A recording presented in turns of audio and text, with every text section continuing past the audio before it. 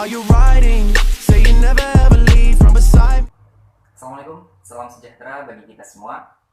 Halo rekan-rekan mahasiswa Akademi Akti, dimanapun teman-teman berada, saya harap semua dalam keadaan sehat. Materi saya hari ini tentang bahasa Indonesia ragam ilmiah. Tapi sebelumnya, saya akan mengulas kembali materi saya minggu lalu mengenai ragam bahasa. Secara garis besar, materi saya minggu lalu dapat difahami seperti yang akan saya sampaikan ini. Jadi, yang memicu terbentuknya ragam bahasa Indonesia itu ada 5 bagian terpenting. Yang pertama adalah tempat, yang kedua penutur, yang ketiga sarana, yang keempat bidang penggunaan, yang kelima adalah suasana penggunaan. Nah, jadi nanti kelima bidang ini adalah yang menjadi garis besar dari materi saya sebelumnya mengenai ragam bahasa Indonesia. Nanti akan saya ulas satu-satu tempat itu apa. Ya. Yang dimaksud dari tempat adalah daerah yang memiliki keragaman bahasa yang berbeda dari daerah lainnya. Misal, dialek orang Jakarta dengan dialek orang Manado tentu saja berbeda. Nah, itu maksud dari tempat, karena tempatnya berbeda, ini dari Jakarta, ini dari Manado, atau Sunda dengan Jawa. Nah, seperti itu dan sebagainya ya, banyak sekali. Nah, kalau yang dimaksud dari penutur, artinya penutur itu maksudnya penyampai atau pembicara, atau bisa juga dikatakan penulis. Nah, kalau yang dimaksud dari penutur adalah golongan yang menggunakan ragam bahasa tertentu. Misalnya, golongan cendekiawan, golongan yang bukan cendekiawan, yang kemarin saya sampaikan, ada yang cendekiawan, ada yang bukan cendekiawan. Kemudian kalau yang dimaksud dengan sarana atau media gitu ya, atau medium. Nah, ini banyak mahasiswa yang bertanya, Pak, sarana, medium apa media? Sebenarnya satu hal yang sama. Nah, maka saya ulas kembali. Jadi kalau medium atau media atau sarana ini maksudnya adalah ragam lisan dan ragam tulisan. Dan ini sudah juga saya bahas di dalam materi yang menjadi tugas bagi teman-teman.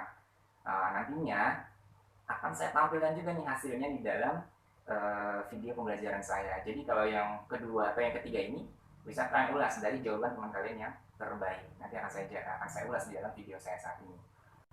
Kemudian yang dimaksud dengan bidang penggunaan adalah ragam ilmu dan ragam surat kabar. Ragam ilmu artinya berkaitan dengan keilmuan seseorang. Ragam surat kabar adalah penggunaan bahasa Indonesia sebagai sarana untuk memberitakan sesuatu peristiwa tertentu gitu. Ini surat kabar ya. Nah, kalau yang dimaksud dengan suasana penggunaan, nah adalah ragam resmi dan ragam tidak resmi gitu ya. Jadi ragam bahasa baku atau ragam bahasa non baku yang digunakan sesuai keadaan gitu. Jadi kalau dimaksud dengan penggunaan itu antara ragam baku dengan ragam non baku yang digunakan sesuai keadaan. Nah, baiklah, karena tadi sudah saya sampaikan sedikit ulasan dari materi saya yang sebelumnya, jadi untuk menggaris besari materi saya sebelumnya. Nah, baiklah, kita akan masuk ke dalam pembahasan tentang bahasa Indonesia ragam ilmiah. Nah, artinya saya akan membahas dua pemahaman. Yang pertama mengenai bahasa Indonesia ilmiah atau penggunaan bahasa Indonesia untuk penulisan karya ilmiah.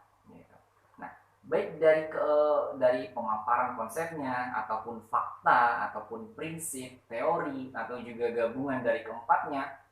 Nah, jadi penggunaan bahasa Indonesia untuk menunjang terbentuknya atau menyusun karya ilmiah itu beragam bahasa ilmiah.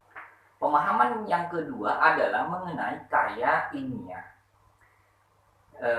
Jadi kalau kita berbicara ragam bahasa Indonesia, ragam ilmiah, maka dua pemahaman tersebut yang harus rekan-rekan pahami antara ragam bahasa Indonesia ilmiah dengan karya ilmiah.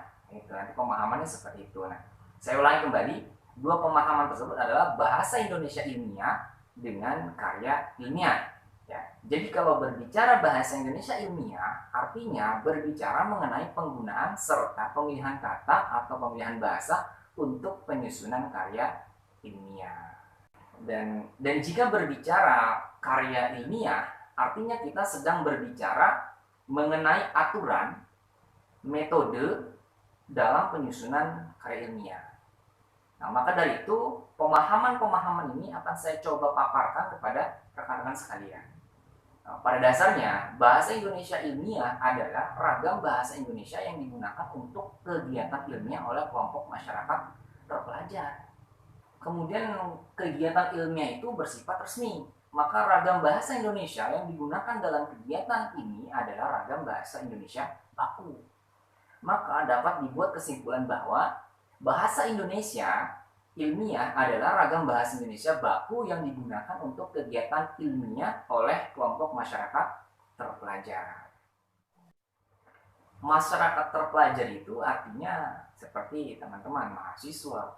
Kemudian ciri dan karakter bahasa Indonesia ilmiah tadi yang pertama adalah baku, denotatif, kemudian berkomunikasi dengan pikiran daripada perasaan, kemudian kohesif, koheren, menggunakan kalimat pasif, konsisten, logis, efektif.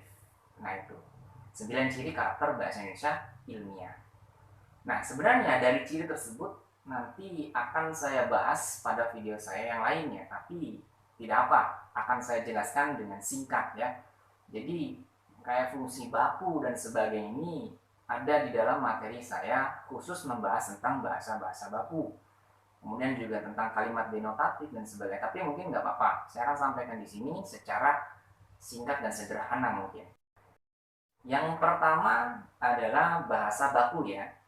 Jadi begini, kalau mengatakan tentang baku, ragam bahasa ilmiah harus mengikuti kaidah-kaidah baku atau sesuai dengan EYD, ejaan yang disempurnakan. Nah, jadi baik diksinya, diksi itu artinya pemilihan kata, ya, pemilihan kata atau susunan kalimatnya. Nah, ini harus baku. Nah, maka penyusunan kalimat ilmiah atau penyusunan karya ilmiah harus berpedoman kepada Kamus Besar Bahasa Indonesia. Gitu. Kata tidak baku yang sering digunakan kata tidak baku itu dalam karya tulis juga bahkan ada saya pernah melihat.